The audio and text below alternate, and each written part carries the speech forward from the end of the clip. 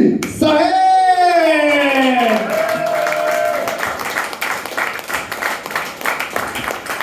Waouh, le public, merci. Oh, comment je fais du burlesque aussi là. Bon, j'ai l'air d'un gars sympa comme ça, mais je suis arabe en fait. Ouais, cette blague elle marche beaucoup mieux en région. En dehors de Montréal, les gens adorent cette blague. Comment ils s'appellent les gens qui habitent en région? Les touristes. Non, l'électorat de François Legault.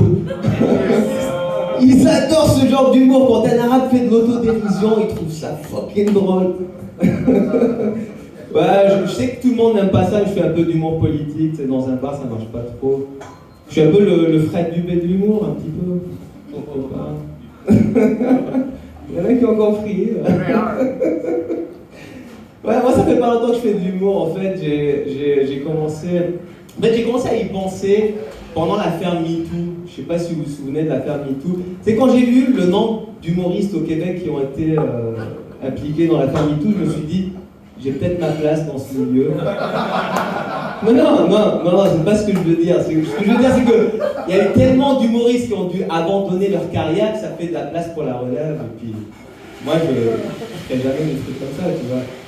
Puis, tu sais, c'est quand même fou le nombre d'humoristes au Québec qui ont été impliqués, qui ont agressé des femmes et tout. Ça m'a étonné.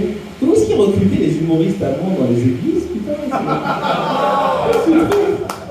Et le truc le plus surprenant, c'est que quand tu regardes les gens qui ont été impliqués dans ces affaires, il y a eu qui? Il y a eu Julien Lacroix, il y a eu Philippe Bang, il y a eu, je ne sais pas si vous connaissez, Gabriel d'Almeida, il y a eu Alex Douville. Bon, Alex Douville, présumément, parce qu'il attaque tout le monde en diffamation, donc mon avocat m'a dit présumément.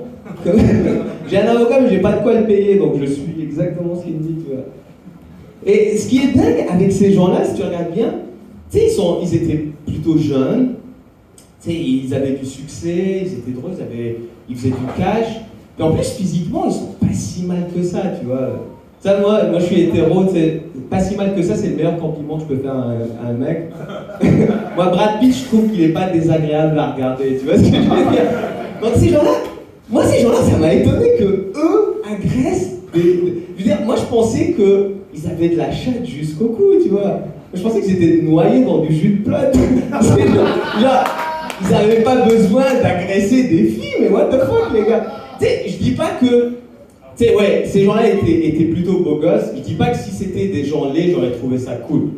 Faire des agressions, c'est toujours mauvais, ok? Vous faites pas ça, c'est pas bon. Mais je veux dire, si on avait appris que, je sais pas, par exemple, Sylvain Larocque avait un peu les mains baladeuses.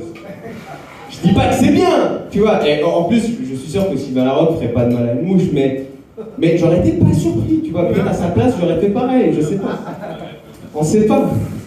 Tu sais, puis même statistiquement, que ça tombe tout le temps sur des gars plutôt beaux gosses, c'est quand même bizarre, parce que des humoristes laids au Québec, c'est pas ça qui manque, hein. Je sais pas si vous avez vu le line-up ce soir. Je veux dire, il y avait pas que des... Tu sais, même, tu prends tous les humoristes au Québec, ok, les humoristes hommes, t'inscris leur nom sur un petit bout de papier, tu mets ça dans un sac, tu choisis, tu prends un bout de papier au hasard, Guy Nantel. Je veux dire, c'est pas les plus beaux qui vont sortir en premier, tu vois ce que je veux dire. Puis je prends un deuxième nom au hasard, tu vois, Phil Laprise. Bon, il n'est pas connu pour être, tu vois, genre Laurent Paquin. Tu vois, même statistiquement que ça tombe toujours sur des beaux gosses, c'est quand même bizarre. Moi, je trouve ça bizarre. Je sais ce que vous vous dites en ce moment. Vous vous dites, ce gars-là, il a fait une observation qui est valable. En même temps, lui-même, il fait de l'humour et il est plutôt beau gosse. Bon, merci pour le compliment, mais c'est pas mon style. Moi, j'ai eu le consentement de tous mes partenaires. Même les mineurs, en fait. Les mineurs, tu demandes aux parents. C'est comme ça que ça va.